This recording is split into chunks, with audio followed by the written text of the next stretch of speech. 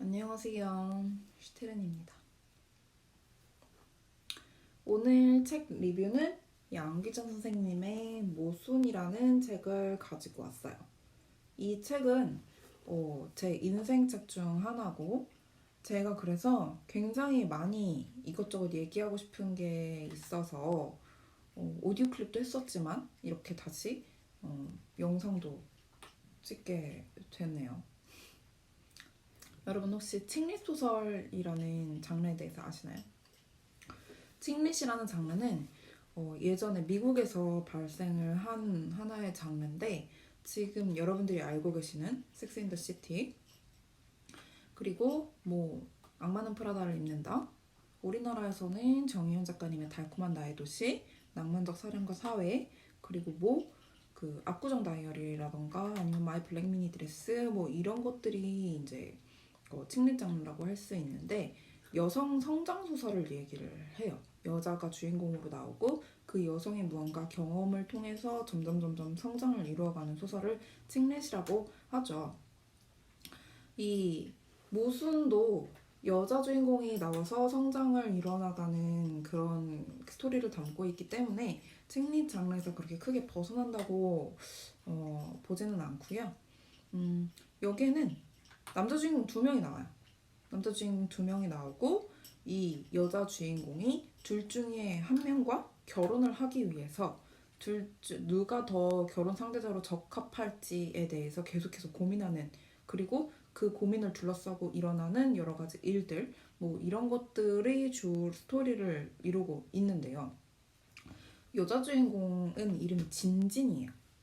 아버지가 진진이가 태어났을 때 이름을 뭘로 할까 이렇게 고민을 하다가 이름 참진자로 하자 그래서 진이라는 외자로 하려다가 출생신고를 하러 가는 길에 진이라는 이름 너무 밋밋하다 그래서 좀 더 강하게 두 번 붙여서 진진이라고 하자 이렇게 해가지고 진진이라고 이름을 출생신고를 하게 돼요. 근데 아버지가 간과했던 게 성이 아니라는 거죠. 그래서 안진진이 되었어요. 그래서 진진이가 그렇게 얘기를 해요. 나는 내 이름은 참되고 참되다 라는 진진인데 결국 평생에 걸쳐서 내 이름을 아니라는 성 때문에 부정해야만 하는 참되다라는 말을 부정해야만 하는 그런 모순적인 이름을 가진 그런 존재다 라고 이야기를 해요. 여성 주인공이 이제 25살이죠. 25살인데 다시 여자 주인공이 25살인데 굉장히 심오하죠. 그래서 남자 주인공 두 명은 굉장히 계획적이고 그리고 좀 숨막혀요. 막 계획을 나노 단위로 짜요. 막 데이트 코스를 막 우리 오늘 내가 널 몇 시에 픽업하러 가서 몇 시까지 어디에 있는 레스토랑에 가서 그다음 몇 시까지 뭘 먹고 그다음에 몇 시부터 몇 시까지 뭐 옆에 있는 커피숍에 가가지고 뭘 먹고 그다음에 몇 시부터 몇 시까지 드라이브를 하고 그다음에 내가 몇 시까지 너를 집에다 데려다 줄 거다. 이런 식으로 이제 브리핑을 해요. 데이트할 때마다.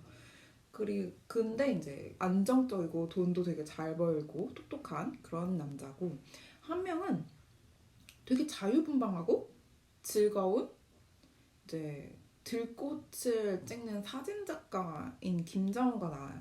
굉장히 무계획적이에요. 연락이 너무 오랫동안 안 된다. 그러면은 엽서가 날라와요. 그래서 뭐 진진이 너도 좋아할 것 같아서 찍어서 보내라고 이야기를 하는데 뭐 지리산에 들꽃을 찍으러 갑자기 여행을 떠났다던가 뭐 이런 류의 이제 그 무계획성을 보이는 그런 남자죠. 근데 여러분은 어떤 상대가 좋으세요? 저는 일단 김장호라는 그런 특성을 가진 사람하고는 아예 사랑에 빠질 수가 없을 것 같아요. 저는 이렇게 무계획적인 거 너무 싫어하거든요. 시간 약속도 이렇게 해놓고서는 그거 안 지키는 사람 진짜 싫어하는데 이렇게 무계획적으로 막 갑자기 어디로 떠났다가 휙 돌아왔다가 뭐 이렇게 했다가 저렇게 했다가 뭐 이런 즉흥적인 거 굉장히 별로 선호하지 않는 편이라서 그래서 저는 제가 진진이라고 해도 나영규를 선택을 할 거고 지금 제 앞에 김장우와 나영규라는 성격을 가진 남자 둘이 있다고 해도 저는 나영규를 선택을 할 거고 저는 그런데 말씀드리지만 제가 이 책을 읽었을 때는 대학교 1학년이었어요. 완전 순수하고 순진하던 시절. 그래서 근데 진진이에게는 아버지가 있었어요. 어떤 아버지였냐면 되게 무계획적인 백수 한량에 돈이 떨어지면 집에 들어와가지고 집에서 막 돈 내느라고 행패를 부려요. 그래서 그런 아버지 역할을 못하는 아버지가 있었죠. 그래서 진진이의 어머님은 이렇게 막 시장에서 양말 팔고 김치 팔고 이런 식으로 장사를 해가지고 어렵게 진진이랑 진진이의 동생인 진모 이렇게 두 남매를 키우는데 그렇다고 진진이랑 진모가 잘 된 것도 아니에요. 진모는 진짜 조폭 흉내를 내다가 감옥에 가 있는 상태였고 진진이 같은 경우에는 뭐 나름 대학도 다니고 있고 지금 등록금이 없어서 휴학해가지고 일을 하고 있는 상태이긴 했지만 그래도 막 고등학교 때 중학교 때 막 이렇게 가출하고 뭐 하고 이랬던 비행 청소년의 그 이미지가 있어서 굉장히 모범적으로 살지는 못하고 있는 그런 그 사람이었어요. 근데 진진이한테는 이모가 있었거든요. 엄마의 동생이죠. 심지어 쌍둥이였어요. 근데 이모는 굉장히 안정적이고 돈도 잘 벌고 이런 이모부랑 결혼을 했단 말이죠. 그래서 이모는 되게 잘 살아요. 소녀 같고 화초 같고 예쁘고 뭐 그 곱고 그러니까 엄마랑 되게 극과 극인 상태인 거예요. 여기서 진진이는 나는 김장호를 사랑한다. 그러니까 김장호를 선택해야겠다. 라고 결심을 해요. 여기서 이 진진이가 생각하는 사랑의 정의가 나오거든요. 저를 한 번 더 쇼크라던가 아니면 사랑의 정의에 대해서 한 번 더 생각하게 했던 그런 적이었는데 사랑의 유지와는 아무 상관이 없다고 하더라도 보다 나은 나를 보여주고 싶다는 욕망을 멈출 수가 없다. 이것이 사랑이다. 김장우와 함께 떠났던 서해바다에서 나는 그것을 깨달았다. 그 장렬한 비에 눈물 겹도록 아름답 자연 앞에서 누추한 나는 너무나 부끄러운 존재였다. 부끄러움을 누더기처럼 걸치고 그토록 오래 기다려온 사랑 앞으로 걸어나가고 싶지는 않았다. 저 바다가 푸른 눈뜨고 지켜보고 있는 앞에서는 더욱 사랑이라고 여겨지지 않는 자에게는 스스럼없이 누추한 현실을 보여줄 수 있다. 얼마든지 보여줄 수 있다. 그러나 사랑 앞에서는 그 일이 쉽지 않다. 그것이 바로 사랑이라는 이름의 자존심이었다. 라고 이야기를 해요. 진진이는 실제로 김장한테는 이모가 자기 엄마라고 거짓말을 해요. 나연규한테는 진짜 엄마가 시장에서 뭔가 이거 물건을 팔고 계신다 라고 진짜로 이야기를 하고 근데 진진이가 파악한 사랑하는 사람, 내가 김장호를 사랑하는 이유가 거기 있다고 생각을 하게 된 거죠. 김장호에게는 조금 더 예쁜 모습, 멋진 모습 이런 걸 보여주고 싶었고 나연규는 딱히 사랑하지 않으니까 굳이 그렇게 크게 내가 나를 포장할 필요가 없다고 생각을 했던 거예요. 그래서 진진이가 결심을 하죠. 나는 김장우의 손을 잡아야겠다. 근데 등록금을 벌기 위해서 이모부가 구해준 일자리에서 일을 하고 있었던 진진이한테 이제 편지가 와요. 이모한테서. 그 편지 안에는 집 열쇠랑 그리고 유서가 들어있었어요. 나의 마지막 모습을 진진이 네가 수습해 주길 바란다는 그런 유서가 들어있었는데 유서의 골자는 자신이 살았던 게 이제 무덤 같은 평화 속이었다는 거죠. 근데 그런 무덤 같은 평화보다 해야 할 일이 넘쳐나는 지옥 같은 활기에 언니의 삶이 더 부러웠다 라고 이야기를 하고 있어요. 뭐 지금 와서 얘기하는 거지만 어떻게 보면 굉장히 배부른 투정이죠. 그래서 어쨌든 이모의 장례를 치르고 진진이는 결혼을 해요. 결국 결혼식 장면이 나오는데 여기서 누구의 손을 잡았을 것 같아요? 뭐 저는 이거 대학교 1학년 때 읽었어요. 다시 한번 말씀드리지만 나영규 같은 이모부랑 결혼을 해서 이모는 굉장히 불행했단 말이죠. 안정적이고 돈도 잘 벌고 편안하게 만들어줄 것 같은 그런 이모부 같은 나영규랑 결혼을 했던 이모는 불행해서 자살을 했잖아요. 그러면 더더욱 진진이는 김장우를 선택을 해야 하지 않을까요? 라고 대학교 1학년 때 생각을 했어요. 근데 진진이는 이제 나영규랑 결혼을 하죠. 이게 제가 가장 쇼크를 받았던 부분이었어요. 왜? 도대체 왜? 왜? 왜 김장우랑 결혼을 안 하고 나영규랑 결혼을 해? 라는 게 가장 큰 쇼크였죠. 어쨌든 여기에 대한 일종의 변명이랄까 아니면 근거랄까 이런 부분이 얘기가 나오는데, 인간에게는 행복만큼 불행도 필수적인 것이다. 할 수 있다면 늘 같은 분량의 행복과 불행을 누려야 사는 것처럼 사는 것이라고 이모는 죽음으로 내게 가르쳐 주었다. 이모의 가르침대로 하자면 나는 김장우의 손을 잡아야 옳은 것이었다. 그러나 역시 이모의 죽음이 나로 하여금 김장우의 손을 놓아버리게 만들기도 했다.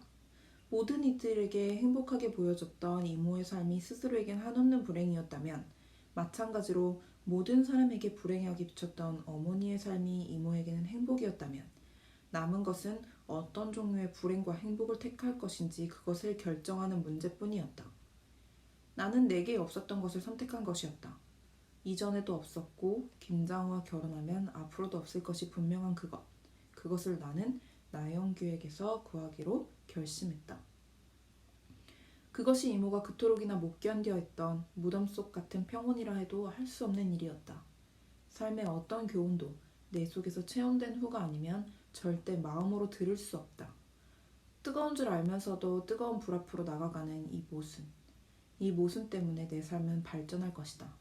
나는 그렇게 믿는다. 우이독경. 사람들은 모두 소의 귀를 가졌다. 이게 이제 근거예요. 그럼 이모는 이모부랑 결혼해서 당연히 행복할 거라고 생각했는데 불행했으니, 나는 오히려 당연히 행복할 것 같은 김장우의 손을 넣고 오히려 불행할 것 같은 나영규의 손을 잡아보겠다. 뭐 이런 거죠. 이 딱 2페이지거든요. 근데 제가 이 부분만 한 3번을 다시 읽었어요. 도저히 머리 한 대 맞은 것 같아가지고.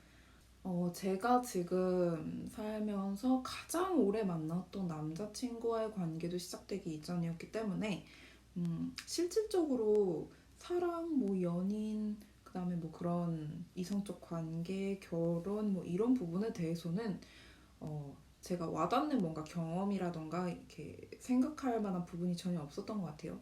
뭐 제가 알고 있는 거 정도는 영화나 드라마에 나왔던 그런 사람들이 이제 전부인데, 영화나 드라마에서는 그런 진실된 그런 조건을 따지지 않는, 뭔가 당연히 사랑이 가장 주축이 된 이런 사랑에 대해서 이제 굉장히 아름답게 묘사를 하잖아요. 그래서 그런가 이제 사랑은 숭고한 거다. 이렇게 생각을 많이 했었던 것 같아요. 제가 책을 좋아하는 이유 중에 하나도 뭐 이런 거죠. 간접 경험. 그러니까 이 모순이라는 책을 읽으면서 저는 제가 가지고 있던 사랑에 대한 굉장히 편협한 그런 생각이라던가 이런 부분에 대해서 다시 한번 되돌아볼 수 있는 계기가 됐었어요. 그러니까 여러 가지를 생각하게 해볼 수 있는 게, 그런 기회를 주는 게 저는 책이라고 생각을 해서 책을 굉장히 즐겨 읽는 거고, 특히나 간접 경험을 할 수 있는 소설책을 좋아하고, 저는 굉장히 편협한 편이거든요. 지금도 굉장히 편협한데 예전엔 더 편협했어요. 더 편협했어가지고 이제 저의 이런 편협함을 깨닫게 되는, 혹은 이렇게 깨부수게 되는 계기가 한 2번 정도 있었는데, 그 첫 번째가 바로 이 양기자 선생님의 모순이었어요. 이 책을 읽고 저는 제가 가지고 있었던 여러 가지 굉장히 고정관념적인 생각들을 다시 생각을 해보게 됐고, 2번째는 방탄소년단이었는데 그거는 뭐 다음에 기회가 되면 말씀을 드리도록 하고, 그래서 저는 이런 식으로 책을 통해서 뭔가 새로운 생각을 해보는 걸 굉장히 즐겨하는 편이에요. 좋아하죠. 그래서 좋은 책이 있으면 이런 책이 있다, 저런 책이 있다, 다른 분들한테 말씀도 드리고 싶고, 그래서 이런 독리뷰도 계속 블로그나 이런 걸로도 하다가 이번에는 이제 영상으로 한번 찍게 됐는데, 하나의 좋은 기록이 되었으면 좋겠습니다. 오늘 친한 친구 생일 파티가 있어서 밤에 그래서 저기 그 거리두기가 있잖아요. 그래갖고 뭐 생일 파티라고 하기에는 조촐한 규모로 이제 그리고 사람이 조금 그 배달 음식 시켜가지고 수다나 떨다가 그렇게 할 예정인데 그래가지고 이제 카톡방에 난리가 났네요. 저는 생파를 준비하러 가보도록 하겠습니다.